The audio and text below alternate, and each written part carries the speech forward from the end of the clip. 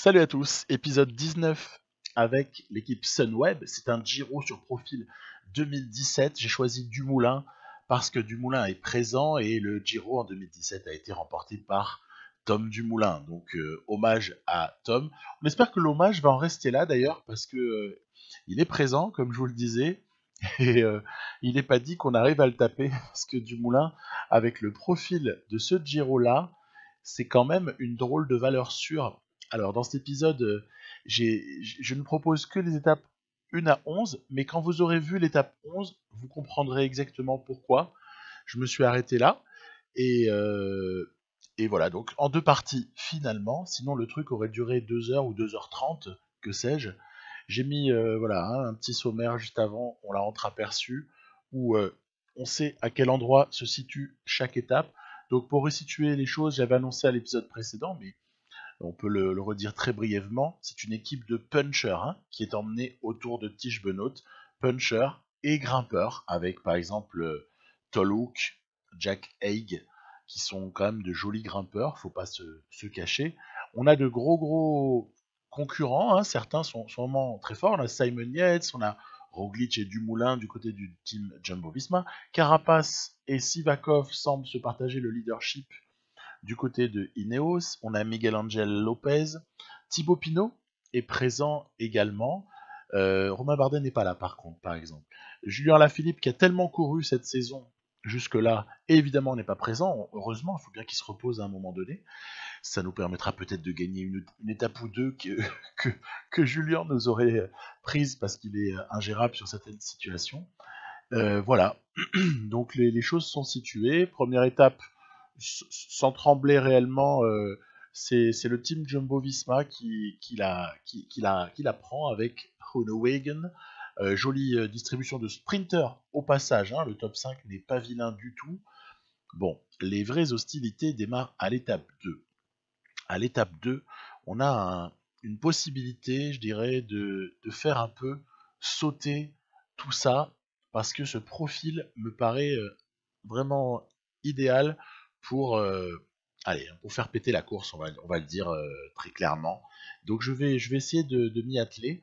Alors, euh, tout, tout, tout dépend de savoir à quel moment on veut le faire. Vous voyez, je ne décide pas de bouger avant ce moment-là, ici, voilà. À partir de la descente, ici, j'y vais à blinde avec une enfilade de coureurs, comme vous pouvez le voir ici. Le seul qui se retrouve alors protégé, c'est Benoît. Sinon, tous les autres vont essayer de, de rester dans la roue les uns des autres et on va essayer de dynamiter un peu la course. Voilà. On a le choix et c'est plutôt, je dirais, les formes du jour qui déclenchent des bonus, fatalement, qui, pour moi, décident au matin de chaque étape, qui décident de qui va avoir quel rôle parce que j'ai des profils qui sont assez semblables. Par exemple, Hamilton et Power ont des profils plutôt similaires. On a comme ça des choses qu'on peut remarquer.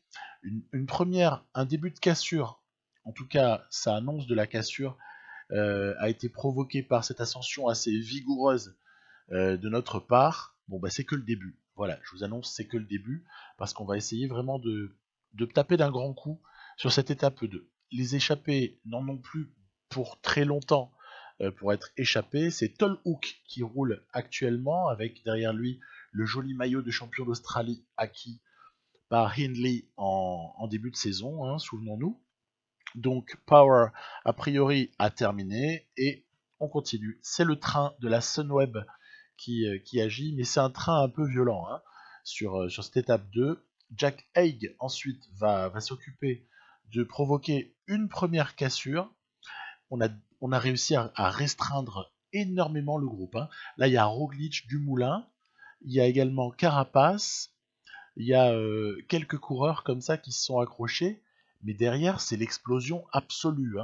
Donc, Thibaut Pinot avait tenté de s'échapper. Vous voyez Roglic ici qui fait l'effort. C'est très important ça, parce que le fait que Roglic se sacrifie, entre guillemets, pour Dumoulin, signifie que Roglic prendra normalement cher déjà sur cette étape-là, et que le leader de la Jumbo-Visma sur ce Giro, c'est Dumoulin.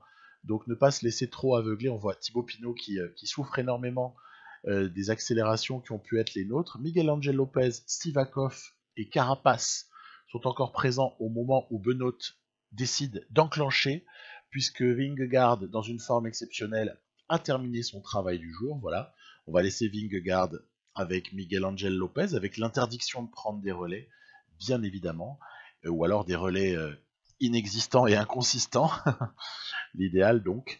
Et Benoît devant va tenter son va-tout, puisque il y a une situation ici qui lui est favorable. Hein. Carapace, Dumoulin, Sivakov, ça se prend.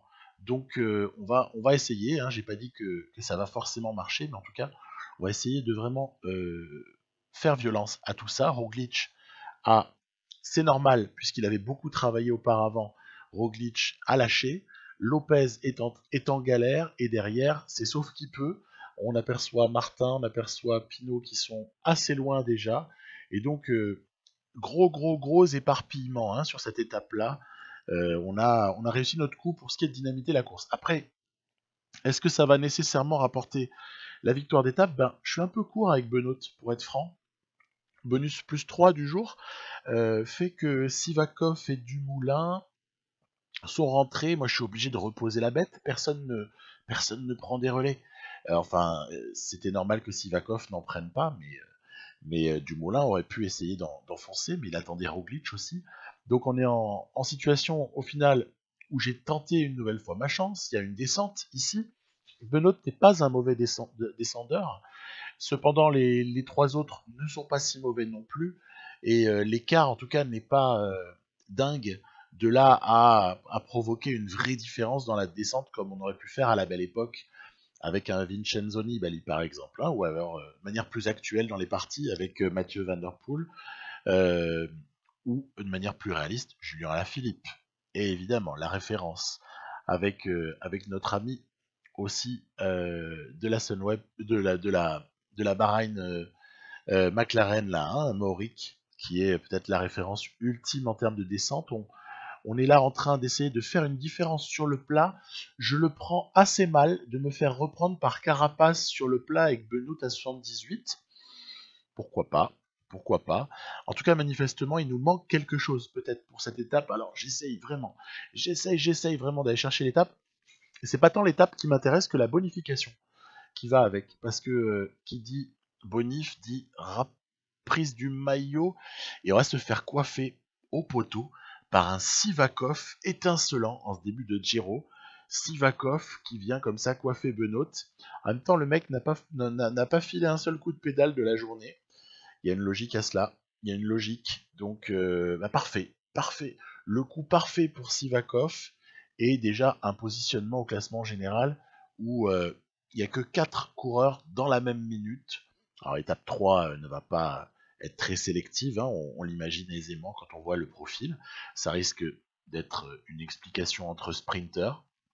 On n'est pas surpris. Donc, j'ai pas fait un résumé trop long. Hein. Pour nous, c'est une journée de repos, comme, comme je vous l'ai écrit.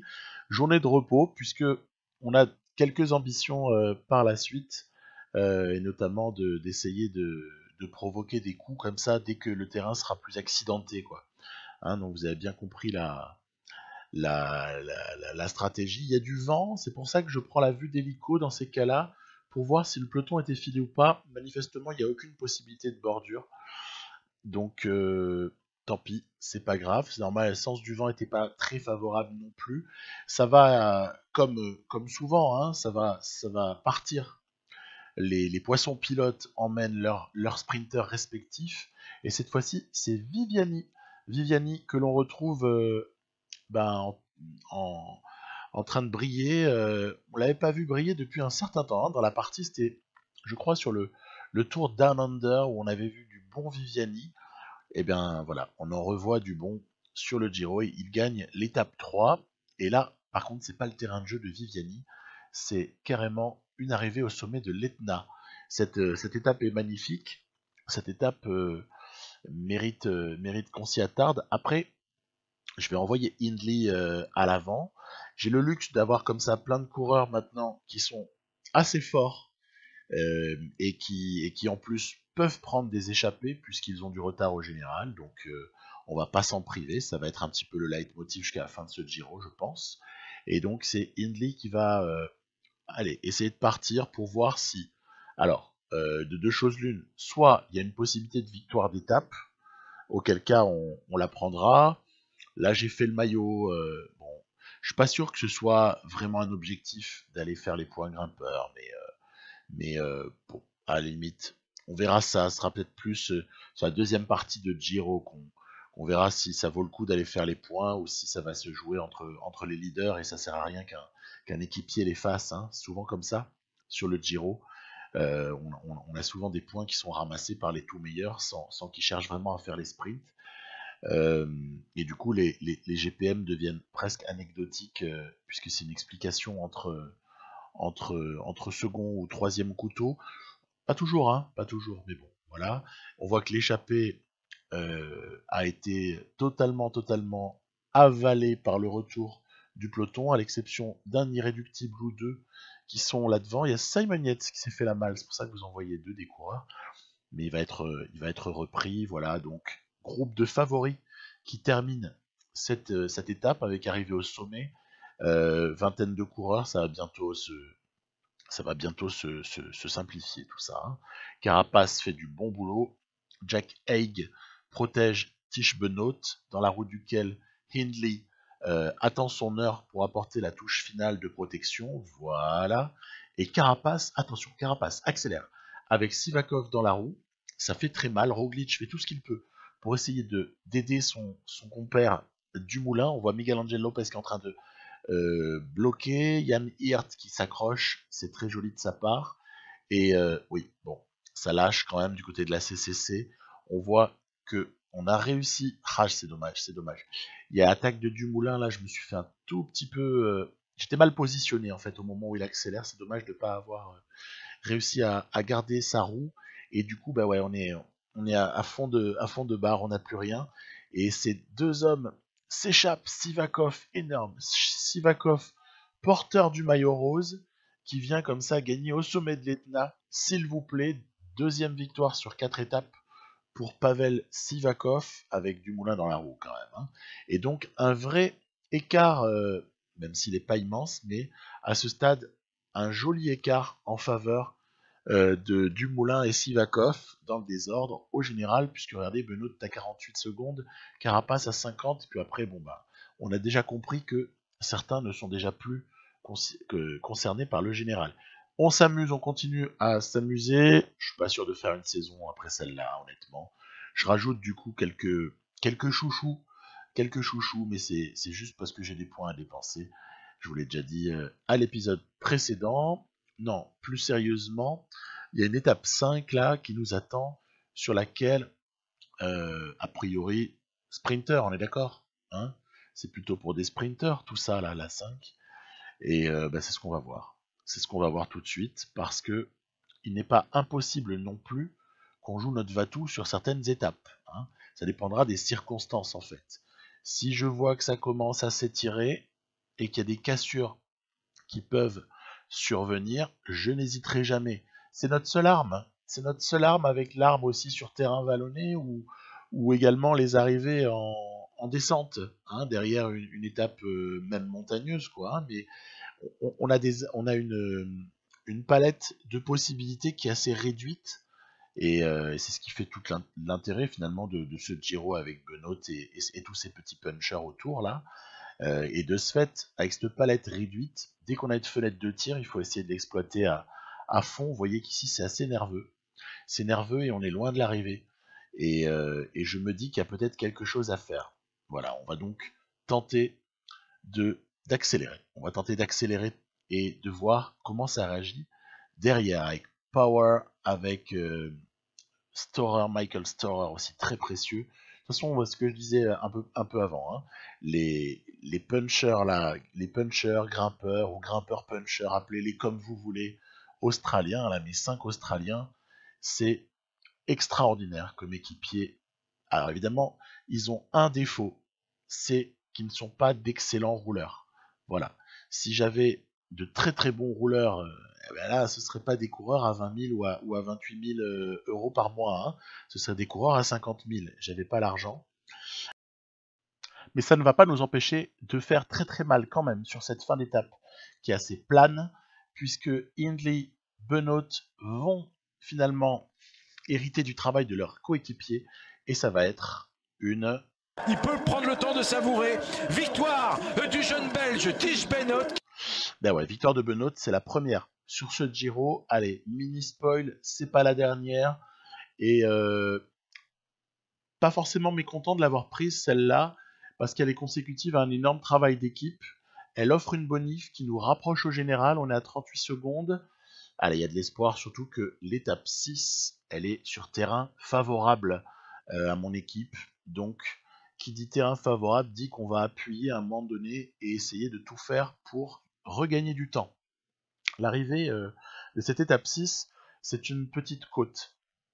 Une petite côte, allez, c'est pas digne du mur de Huy, hein, donc c'est moins imposant que ça, mais c'est une petite côte qui est intéressante, avec de moins forts pourcentages, hein, donc on n'est pas sur la violence absolue de certaines arrivées d'étapes de Vuelta, par exemple, hein, qu'on connaît ici ou là. Alors, la stratégie. Quelle stratégie?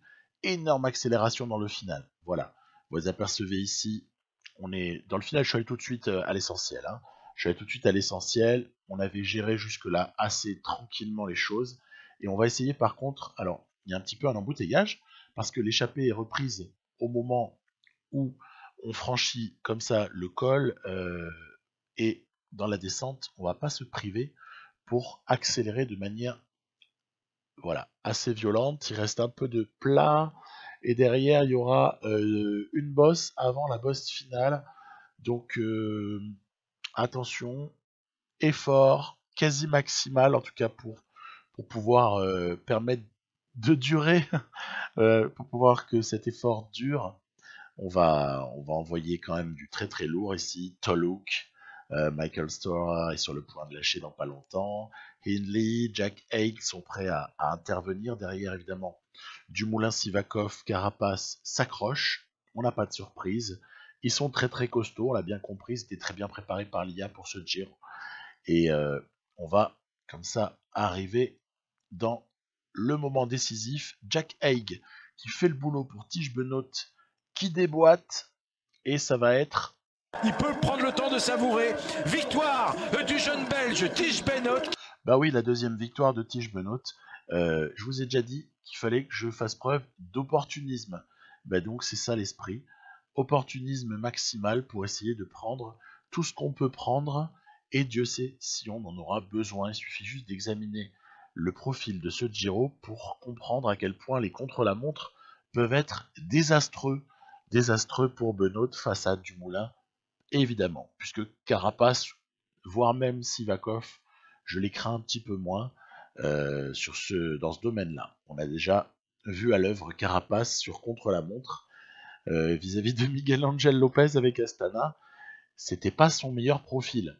Voilà, donc ensuite l'étape 7, a priori aussi on s'oriente pas vraiment, elle est longue. Ouais, il y a l'endurance qui joue. Elle est longue, mais on s'orientait pas non plus vers. Je l'ai pas coché spécialement, hein, pour être franc.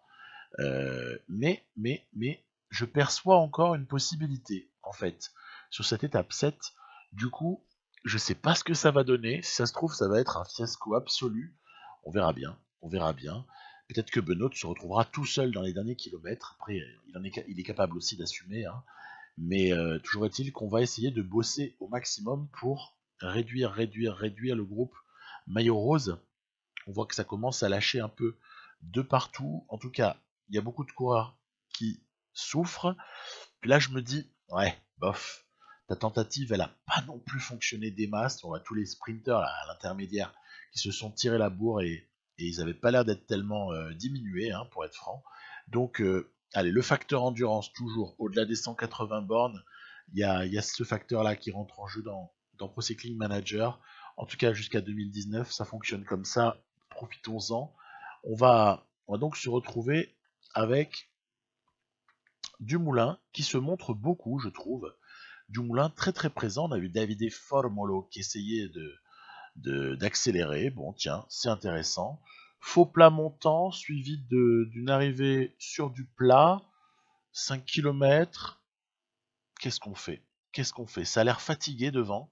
On voit Roglic qui a du mal à assurer le rythme qui pourrait le caractériser. Je me dis attaque. Attaque mon grand. Tu tentes ton coup, de toute façon au pire tu seras dans le même temps que tout le monde et puis on n'en parlera plus quoi. Oui, mais sauf que derrière, miraculeusement, moi je pense pas que ce soit un Il miracle. peut prendre le temps de savourer. Victoire du jeune Belge Tige Benoît. Voilà, je me suis fait surprendre. Je crois pas que ce soit un miracle. Je crois plutôt que c'est quand même, on a été payé quelque part un peu de notre travail. Et à ce niveau-là, voilà, je prends pas les choses trop comme un miracle. Je dirais juste que, bah oui, ça a payé au final. On a épuisé tout le monde et ils ont été relativement surpris, ce qui permet à Benoît. Et là, c'est exceptionnel de prendre du temps et donc le maillot rose. Et là, vrai tournant donc à cette étape 7, avec cette prise du maillot rose, là on commence à entrevoir les choses, allez, avec optimisme, surtout que l'étape 8 n'est pas pour nous déplaire, honnêtement. L'arrivée, elle est pas en côte, je la qualifierais plus de faux plat montant, un tout petit peu musclé, voilà. Un peu plus qu'un faux plat montant, mais pas beaucoup plus en vérité. Donc ça permet pas autant aux qualités de punch de Haig, de Hindley, de Power Hamilton. Je fais l'éventail des gens qui pourraient aider Benoît dans les derniers hectomètres, hein, vous l'avez compris, ou derniers kilomètres aussi. Ça permet pas trop à mes punchers d'exprimer toute leur capacité. Il va se passer un truc bizarre. J'avais mis Stoa en effort curseur pour essayer de mener le peloton, en tout cas de l'étirer, pardon. Et en fait, derrière, ça a lâché. Alors évidemment, Stoa, il représente aucune menace au général. Du coup, on le laisse partir. On le laisse partir très facilement. Je me dis, bon, ok, puisque c'est ça, eh bien, regardons voir si Stoa ne pourrait pas éventuellement rattraper les échappés. En tout cas, le premier groupe d'échappés, parce qu'il y a à ce moment-là plusieurs groupes qui vont se constituer après cette ascension. Et voyons voir un peu comment la situation évolue. Vous voyez, par exemple, là, il n'est pas dans le premier groupe. Hein, donc, je compte un petit peu sur le travail de tout le monde, parce qu'il y a énormément d'échappés, hein, pour peut-être ramener Stora à l'avant, et puis après, sur un malentendu, qui sait, et puis bon, je trouve que ça stagne un peu. Du coup, Storer se décide à faire le jump. Voilà, c'est vraiment l'appétit qui vient en mangeant, hein, sur cette étape-là. On se retrouve vraiment à faire un truc qui n'était pas du tout programmé. Parce que si j'avais voulu échapper à un mec, je l'aurais fait dès le départ, hein, pour être honnête. Et là, c'est une opportunité, hop, qui s'est créée. Storer qui s'échappe. On a peut-être moyen de le faire rentrer, voilà, quelque chose qui va être bientôt fait, même si c'est des relances, hein. Sur les relances, on reprend un écart, voilà. Ici, c'est bon. Storer est donc rentré sur l'avant. Bon, ah bah dès lors, on regarde un peu les coureurs qui sont autour, on se dit, bah, il y a peut-être un truc à faire en fait. Il y a peut-être quelque chose à faire. Et à partir de là, derrière, qu'est-ce qui se passe? Ouais, je vais pas abandonner mes objectifs de début d'étape qui étaient de dynamiter la course quand même sur la fin, hein. Donc, Storer, soit l'écart sera suffisamment grand pour qu'il puisse jouer sa carte, soit peu importe, c'est pas grave. Mais ce que je veux avant tout, c'est peut-être voir si on peut pas bousculer un ou deux favoris. Voilà. Donc c'est ça le projet. Et là, je vais me faire surprendre par l'attaque de ce coureur italien là, quasi anonyme entre guillemets. Enfin, allez, je sais qu'il y a 15 commentaires qui vont me dire ah non mais tu connais pas un tel ah mais en fait il est chez Bardiani. Oui, je sais, j'ai vu, j'ai reconnu le maillot, mais non, excusez-moi, je connais pas tous les coureurs du monde, surtout bref, on va pas trop la ramener. Donc oui, Rivera, c'est pas un régène, hein, ok. Et Hindley, Hamilton, Benoît dans la roue. Allez, on va essayer de ramener tout ça quand même. Est-ce qu'il y a vraiment quelque chose à faire avec ce groupe maillot rose? Non, non. La victoire devrait se jouer devant et j'ai préféré me concentrer j'ai préféré me concentrer sur le groupe de Benoît et de toute façon je pense pas que Stora avait les cannes pour reprendre ce Bardiani là, c'était pas possible. Du coup bah voilà, on n'a pas gagné avec cette horreur, c'est pas un drame en soi.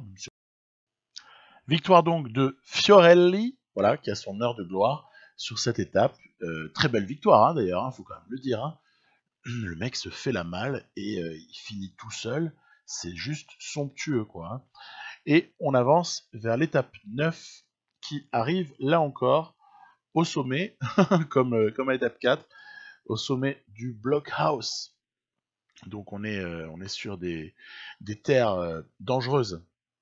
Dangereuses pour nous, potentiellement en tout cas, puisqu'en valeur intrinsèque, Benoît n'est pas un aussi bon grimpeur, il a 77 en montagne, que ne peut l'être Dumoulin, Sivakov même, qui est pas mal, hein, il est pas mal noté Sivakov. Hein.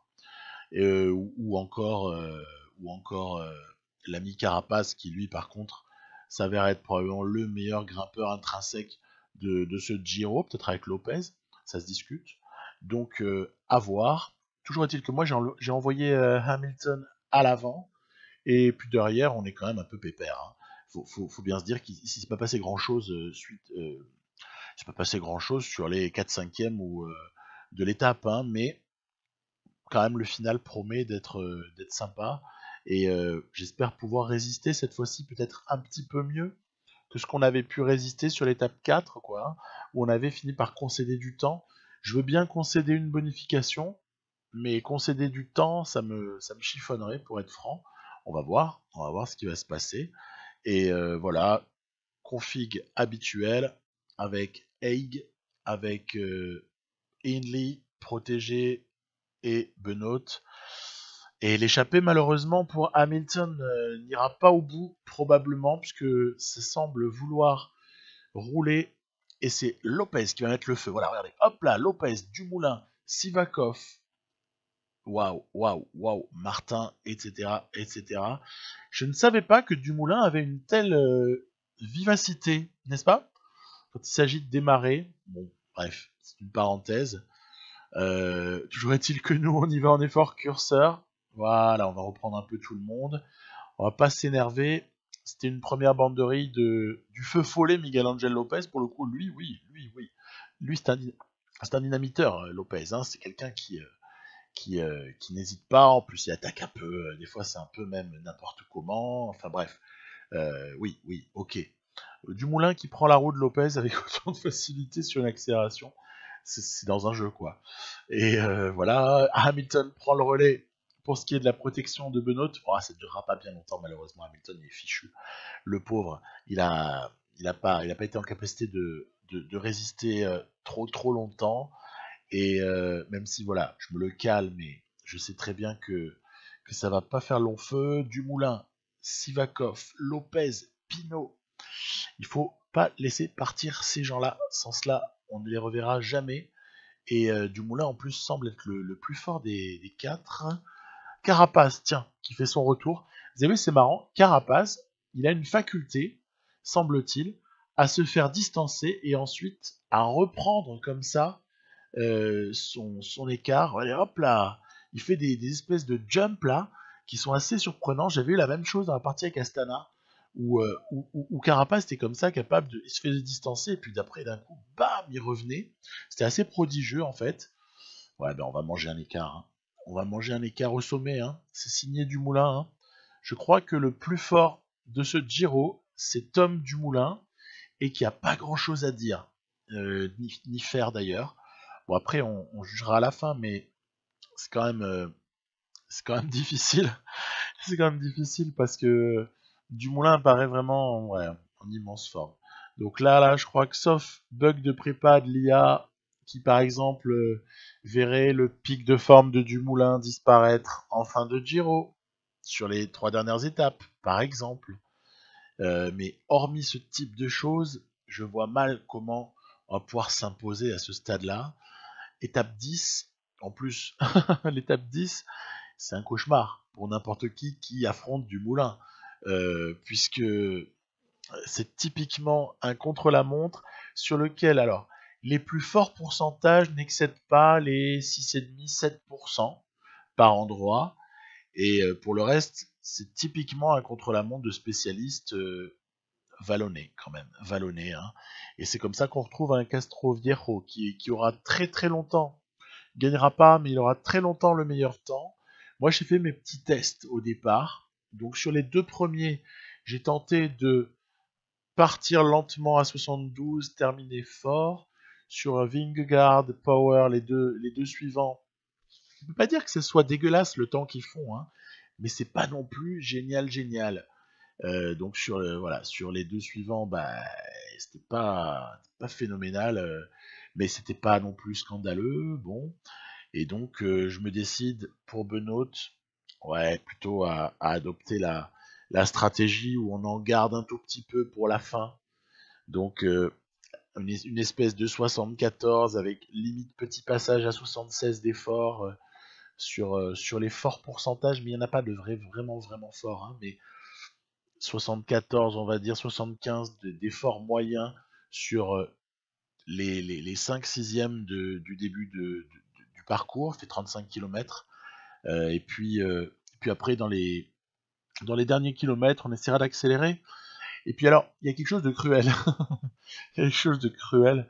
C'est que, bah, évidemment, oui, Benoît, deuxième au classement général.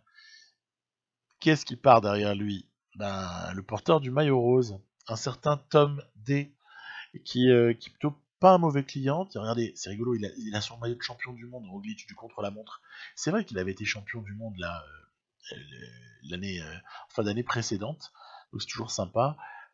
Roglic paraît en mesure de réaliser un sacré temps, cela va sans dire, mais Dumoulin va nous faire mal au moral parce que il n'y a rien à faire. Il se rapproche imperceptiblement de Benoît pendant que Haig va en terminer. Haig il s'est fait dépasser par Caruso. Et bon, bah, sur la toute fin, il réduit un poil l'écart avec Caruso, mais il se fait quand même prendre, quoi. Dumoulin, voilà, est en situation où il va, regardez, c'est ici, dépasser Tige Benoît. Donc, on est sur du plat. La différence, elle est incroyable. Incroyable différence sur ce secteur-là. Pourtant, Dumoulin est 76 en pleine, Benoît est à 78, donc c'est vraiment la note de CLM, hein, qui prime, hein, c'est pas autre chose. Hein. Et là, en CLM, il n'y a pas photo. Benoît se fait éclater par Dumoulin. Du coup, je me dis, oh là là, si tu perds 2 minutes, ce sera un miracle. Tellement, 2 minutes, c'est l'écart qu'il y a en fait entre les coureurs. Hein. Donc mon objectif, c'est de reprendre Dumoulin au moins sur la ligne pour rester à 2 minutes et pas en prendre plus. On voit que l'IA quand même n'a pas géré de manière optimale son effort, mais bon, voilà, Dumoulin, c'est Dumoulin, hein, voilà, c'est comme tu mets Cristiano Ronaldo n'importe quoi sur une jambe, il marque encore 3 buts. Hein.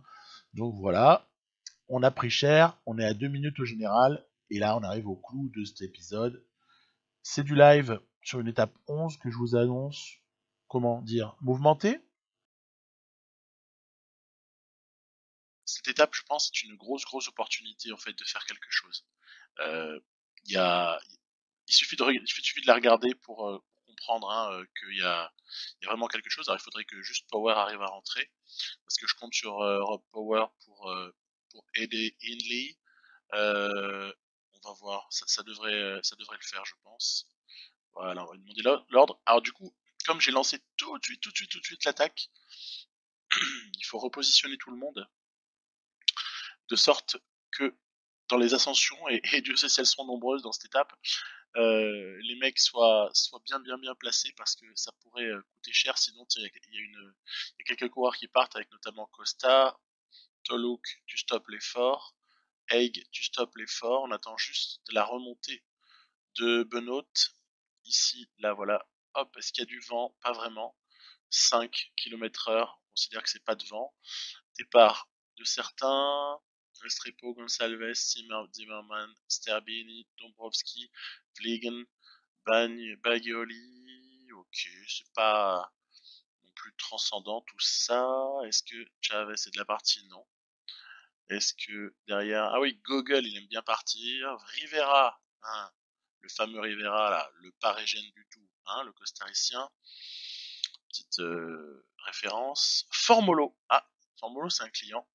Formolo, c'est un client. Et nous, devant, on a peut-être intérêt à ralentir parce que on sera plus fort à plusieurs. Voilà, on va mettre Hindley qui doit jouer un rôle plus tard, je vais dire lequel après, et Power est là pour accompagner.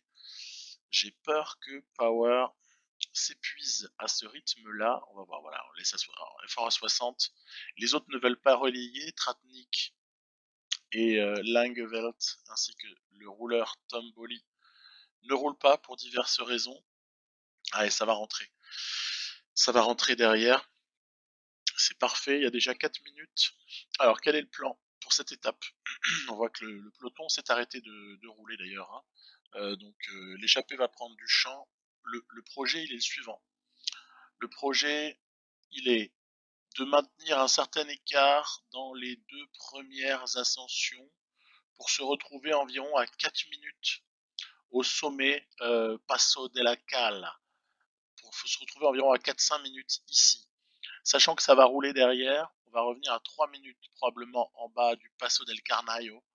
Et une fois qu'on aura ces minutes-là, ce sera le moment de durcir la course ici, mais l'IA devrait peut-être s'en charger. Et après, une fois qu'elle s'arrêtera, faute d'équipier, on assurera l'essentiel pour essayer de finir à très très peu nombreux. Vous voyez qu'il y a ici de magnifiques pourcentages dans la fin de la dernière vraie ascension du jour. Il y a monté Fumayolo. Et attention quand même, Boss juste derrière, avant une descente et l'arrivée en faux plat montant, pardon. Donc ça laisse pas mal de possibilités. On voit déjà que l'échappée elle a environ 5 minutes. On va il reste 7,7 km d'ascension. Power, j'ai peur de le perdre en fait, mais bon, on fait rouler, hein. On fait rouler. Je pense que Power pourra récupérer dans la descente notamment. Il a accompli un gros effort en tout début pendant que je parlais là en repositionnant mes sbires. Hein. Donc, parfait. Alors, ce qu'on fait dans ce cas-là, 6,7 km, on avance jusqu'à, allez, 3 km environ, puisque c'est là qu'il commencera à y avoir des velléités de la part de certains pour rouler, pour vouloir nous prendre les points de la montagne. Alors, point de la montagne, je les fais pas spécialement, je pense pas qu'on soit vraiment en capacité de faire ce classement-là. Maintenant, s'il y a, comme d'habitude, hein, s'il y a moyen de prendre des choses, on va les prendre. Donc, je sais que Langeveld n'est pas celui qu'il faut suivre, plutôt Gogol, l'Autrichien, qui a des notes, notes de vallon surtout, quoi. Langeveld qui relance, c'est énorme. Mais je pense que le souci vient plus de, oh non, peut-être pas de Vliegen. Bon, allez, tant pis, c'est pas grave. De toute façon, ils ont pris les points. Je vous ai dit, ça m'intéresse pas des masses en fait. Ça m'intéresse pas trop ce GPM. Je sais que sur la durée, en fait, je serais pas capable de le tenir nécessairement, quoi. Au sens où, si on le joue, faut le jouer vraiment. Faut pas le jouer un jour et puis pas le jouer le lendemain. Donc, pour ça que j'en fais pas une priorité. Il y a 6 minutes à ce stade-là. Benoît est calé, Toluk est calé et Jack Haig est calé également. Jack Haig a plus 4. Ça peut donner des notes physiques qui permettent de faire des dégâts sur le final. À voir dans quel ordre j'utiliserai les gars. Mais je pense que celui qui peut faire le plus de dégâts, en vérité, c'est pour ça que je l'ai envoyé à l'avance, pas pour gagner l'étape, c'est Hindley. Hindley doit faire des dégâts considérables en fait dans cette étape et c'est la carte principale pour aider Benoît à frapper peut-être un grand coup, en tout cas ce que je souhaite à la base, hein, parce que c'est pas du tout certain. Voilà, donc on va pouvoir se replacer d'une part. Attention à assurer aussi les ravitaux. Donc je vais par exemple demander à quelqu'un, voilà, je vais demander à Hamilton de ravitailler.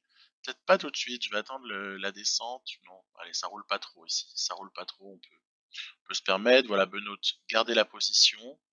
Et puis on va laisser un petit peu tout ça avancer. Voilà, jusque. Alors, sprint intermédiaire en bas, il intéresse pas grand monde, je pense, dans l'échappée. Voilà, donc ça n'a pas dû se battre beaucoup, je pense, pour ce sprint-là, c'est logique.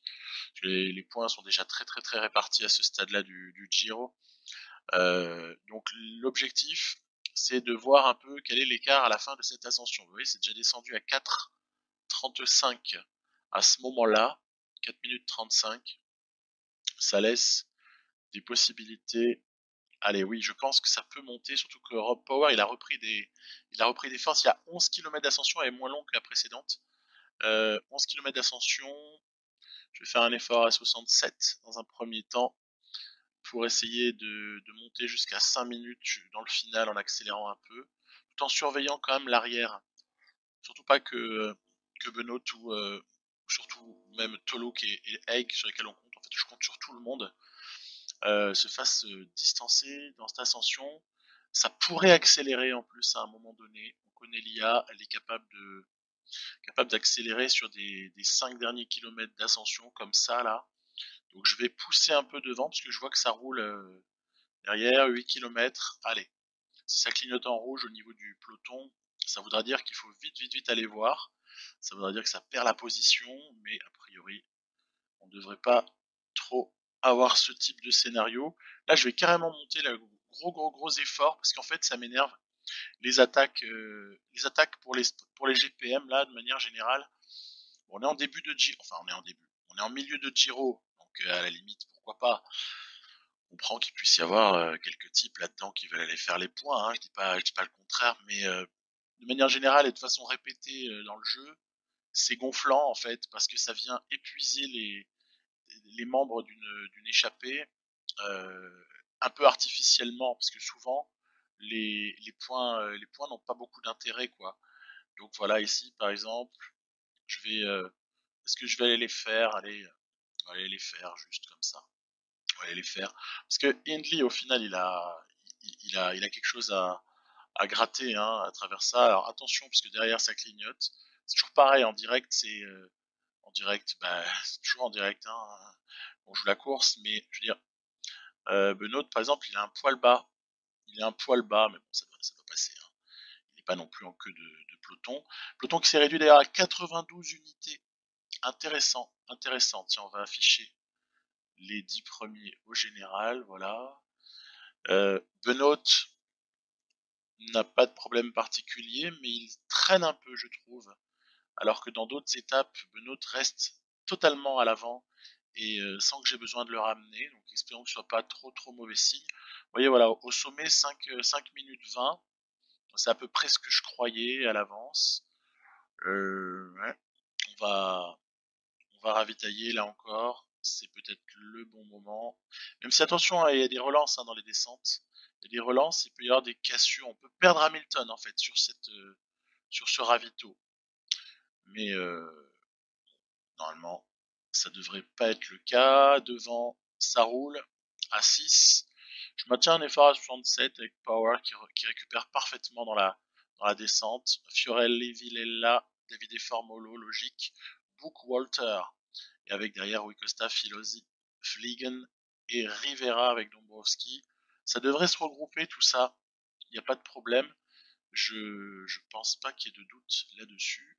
Alors, toujours 5 minutes parce que, évidemment, ça roule à fond. On s'en doute bien, c'est toujours pareil. Hein. Ça roule à fond dans la descente. Puis en fait, l'IA, je finis par me dire qu'elle a une tactique qui est limite un peu trop bourrine, dans le sens où elle cherche à épuiser en fait. Tant qu'elle a des... Oh là là, chute de Benoît. Alors, qu'est-ce qui va se passer? Est-ce que ça va venir complètement perturber cette étape?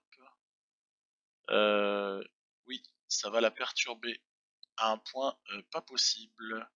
Donc, on va pas paniquer surtout. On va surtout pas paniquer. Lopez a chuté également. On va pas paniquer. Hein. Mais il y a quand même un gros écart, je trouve. Je trouve qu'il y a un très gros écart qui fait que... ouais, c'est quand même pas très marrant. Hein. Quand même pas très marrant. Décidément, c'est rigolo. C'est la deuxième fois que je fais une course en direct et on se prend de nouveau une chute. Y aurait-il une malédiction autour de tout ça? Allez, à ce stade-là, il n'est pas dit qu'on puisse pas rentrer, honnêtement. Je suis pas trop inquiet. Parce que, ouais, on va quand même renvoyer un type à l'arrière, voilà. On va laisser Hamilton ici avec Toluk au chaud dans la roue de Haig. Et Vingegaard va quand même attendre. Il va attendre. L'écart n'est pas monstrueux. Hein. L'écart n'est pas monstrueux, mais il s'agirait peut-être de pas trop attendre. En plus, c'est pratique à Astana. Il y a Astana qui a fait redescendre des hommes, donc on va rouler à plusieurs. Je vais mettre Vingegaard de suite à rouler dès qu'on le reprend. Mais il y a quand même un écart, hein. Il y a un vrai écart. Espérons que dans l'ascension, là, les choses ne soient pas creusées. Voilà. On va mettre à 88. À 88. Rouler Vingegaard, qui est, euh, qui est normalement presque le meilleur rouleur de l'équipe à part Benoît, bien évidemment. Du coup, l'échappée a conservé une avance assez correcte. On est à 9 km du sommet, voilà. Ça devrait aller. Attention à Haig devant. Dumoulin est là, Pinot est là, Carapace, Sivakov dans la roue. Ok, ok. Donc devant, en fait, on est en place. Y a pas, dans le peloton, on est en place, il n'y a pas de problème. Ici, ça pourrait ne pas tarder à rentrer. Il va falloir juste essayer d'y aller sans non plus démonter la barre de l'ami Benoît. Ça va être tout l'objectif en fait. Ça va être de pas se faire trop pénaliser par cette chute. Je pense que Vingegaard a besoin de boire. Ouais, il y a quand même il y a quand même un vrai écart, hein. Il y a un vrai écart. Ça roule bien devant, hein. C'est ouais, c'est délicat, c'est délicat. Et c'est normal que ça roule, hein. Si ça roule pour l'étape, il faut pas laisser trop de champ à l'échapper, hein. Il y a une logique, il y a une logique à tout ça. Alors c'est vrai que du coup ici on va la jouer différemment. On va la jouer différemment dans ce sens que on est à 3 km. Là je vais devoir sûrement me faire avoir parce que je vais devoir mener plusieurs choses de front. On va juste essayer de voir s'il n'y aurait pas moyen, hop là, de pas trop perdre de temps. Voilà. Voilà, parce que ça va attaquer, hein. Ça va attaquer. Voilà, beaucoup Walter qui va. Hindley qui était bloqué, c'est pas grave, prendre la roue de fil aussi. Et là, je garde la roue de Book Walter. Donc, on a oublié totalement l'idée de faire les points, cela va de soi. Bon, sauf si on nous les donne, hein. Sauf si on nous les donne. Voilà. Hindley va passer, mais a un tout petit peu de retard. Et surtout, Sivakov du Moulin sont aux avant-postes. Storer est en train de capituler totalement. C'est le moment de rabattre quelqu'un dans pour aider Tige Benoît à reprendre un peu tout ça. Délicat, hein. Délicat à gérer cet éclatement généralisé. Alors, pauvre Vingegaard qui s'épuise. On va, on va leur dire rideau pour Storer et Vingegaard. Et pour Tige Benoît, bah, c'est compliqué parce qu'on se retrouve en fait avec pas mal de retard. Cataldo, Tolhoek qui attend. Je me demande où est Lopez en fait dans l'histoire. Lopez, le pauvre, il doit être, il a dû manger mais complet quoi. Il a dû manger puisqu'il n'est pas avec, voilà. Storer, vas-y roule mon grand. Roule, roule, roule, roule, roule. Roule, roule, roule. Il faut reprendre à tout prix. Euh, attention, attention, attention. Storer a failli se faire distancer. Ouais, je pense Miguel Angel Lopez, voilà, il est là, le pauvre. Bon bah déjà que c'était mal barré pour Lopez, là c'est fichu. On se prépare à perdre le Giro sur ça. On se prépare à perdre le Giro là-dessus. Pinot, Dumoulin, tout le monde est là, hein. Ils sont pas, ils sont pas si loin, hein. Donc ce qu'on va faire, c'est qu'à ce stade-là, ben tant pis, hein. On va faire attendre, hein. On va faire attendre. Hindley va rester en effort à 45. Rob Power redescend. Et Jack Haig maintient dans le groupe. De toute façon, je sais pas exactement ce que ça peut changer. Il y a un retard qui est quand même assez considérable. C'est peut-être le moment ou jamais. Je mets qu'à 85 l'effort en fait. pour une bonne raison, c'est que je me dis que cette montée est très très longue et pas si violente que ça, donc ça sert peut-être à rien de, de se mettre voilà, trop tôt en effort maxi. Voilà, je vais essayer de ravitailler à un moment donné. Voilà, toujours Hindley qui est dans le groupe Pinot cette fois-ci. Voilà, ça sert à rien donc de, de faire quoi que ce soit. On n'a peut-être pas, terminé d'avoir de l'espoir en fait. Hein. Tant pis, je vais pas ravitailler. On ravitaille pas. On ravitaille pas. Il faut là, pour le coup, on est en situation d'urgence absolue. Donc, allez, mon grand, c'est Power qui va essayer de ramener Tige Benoît, un Tige Benoît bien entamé.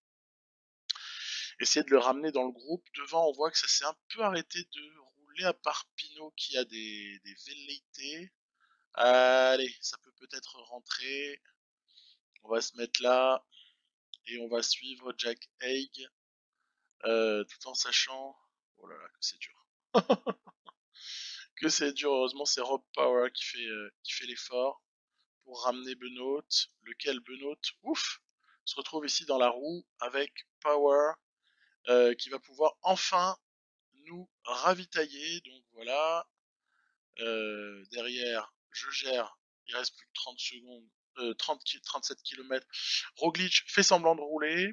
Allez, on a peut-être récupéré ce qu'il fallait pour finir l'étape. En tout cas, on a l'essentiel, c'est la présence de Benoît avec les favoris. Du coup, les ambitions vont pas être les mêmes. Hein. On va pas du tout être sur ce que j'avais prévu. Moi, dans ce que j'avais prévu à ce stade-là de la course, on devait être 15 hein, dans le groupe. Hein. C'est tout. Hein. Carapace, Dumoulin, Sivakov. Ok. C'est marrant parce que moi qui râle souvent contre l'attitude de l'IA, et ben là en fait ça m'a bien arrangé qu'à un moment donné ça s'arrête de rouler. Voilà, comme quoi le côté bourrin de l'IA a aussi de bons côtés. Donc tiens, est-ce qu'on mettrait pas Power et derrière dans la roue, voilà. J'attends que Benoît ait repris un peu. Il reste 4,8 km. Ce sont les pourcentages les plus délicats qu'on va avoir ici.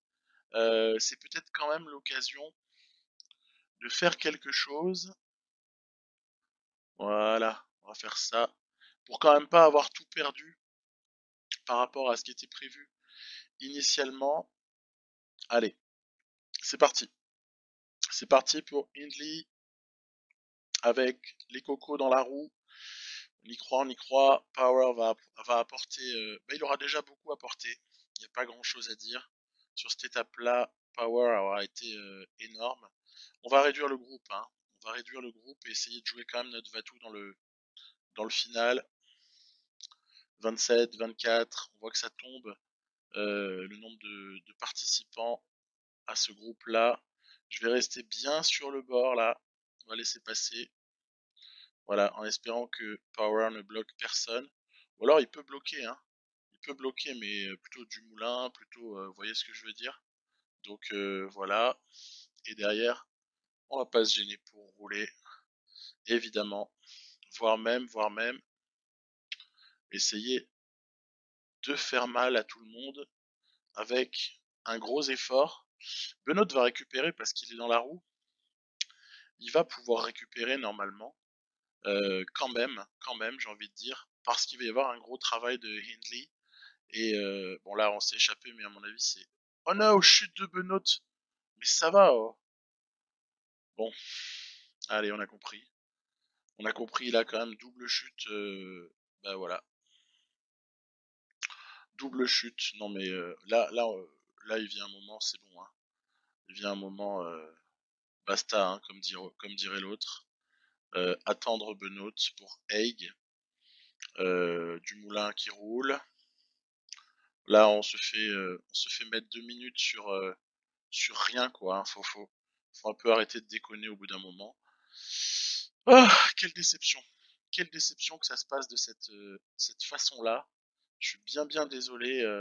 Bon, après, pour Hindley, l'étape est plus ou moins bien partie quand même, faut se l'avouer.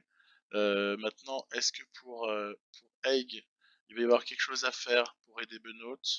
Bah écoutez, on va tout faire pour, hein. Donc voilà, on va pas transiger. Il faut tout faire pour ramener Tige Benoît dans la roue des favoris. Donc je vais peut-être pas aller à 99, ça va être trop violent. Par contre, voilà, on voit que ici, Carapace, Roglic, Dumoulin, ça roule forcément moins. Ça roule moins. Alors devant, on a Hindley qui peut-être faire une belle opération. Derrière, mon Dieu que c'est difficile. Mon Dieu que c'est difficile pour Benoît. Surtout que, voilà, c'est très délicat de rentrer. Ça va être horrible. Ça va être horrible de rentrer. On peut peut-être juste espérer que la présence d'Attardé va va nous permettre. euh, voilà, je vais faire ça. Je vais faire effort, voire même attaque de Haig dans la descente pour essayer de voir. Tiens, c'est marrant, il y a 3 CCC là. Et derrière, on a Sivakov là qui est actuellement en train de rouler, Carapace qui ravitaille, Dumoulin. Ils sont pas si loin au final, Dumoulin et Carapace sont pas si mal, pas si loin, hein. On peut peut-être encore espérer quelque chose pour Hindley. Pour Hindley, c'est la victoire probablement dans cette étape-là. Est-ce qu'on va s'en satisfaire? J'ai pas l'impression que ça va nous suffire parce que malheureusement le coup du sort est trop violent. Il y a quand même du temps à boucher, hein. C'est pas évident, hein.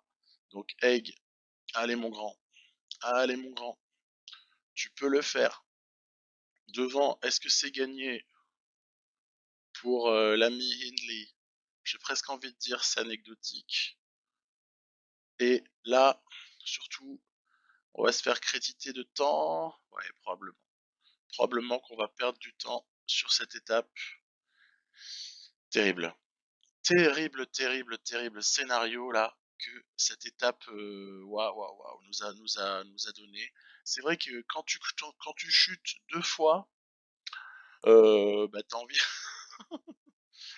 de pleurer quoi. T'as envie de pleurer. Alors c'est étonnant, hein.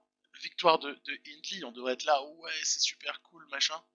Et puis en fait on se rend compte qu'on a peut-être perdu le Giro sur un double coup de malchance assez absolu. Énorme, énorme. Alors l'impact au classement, il est assez évident. Il y a eu 35 secondes de perdu par Benoît sur Dumoulin, Sivakov, Carapaz notamment. Ce qui fait que Benoît se retrouve à 2,41 à ce stade-là. 2,41 avec toutes les étapes qui restent, 12 à 21. Je pense pas que ce soit impossible de rêver, mais n'oublions jamais le contre-la-montre de l'étape 21. Celui-là, il faut compter minimum 2 minutes. Ça veut dire que dans l'idéal, pour battre Dumoulin, Benoît aurait besoin de lui reprendre 5 minutes à ce stade-là. Je ne sais pas si ça va être possible, mais je vous promets que je ferai tout ce que je peux pour essayer de les récupérer, y compris envoyer des types de partout, faire éclater la course à des moments où on s'y attend pas trop, genre étape 2, quoi. Et bah voilà, ce sera le rendez-vous, le défi ultime. Est-ce qu'on peut battre Dumoulin sur un terrain où il est strictement le meilleur avec presque 3 minutes de retard? On verra bien. Je vous dis à plus. Bye bye.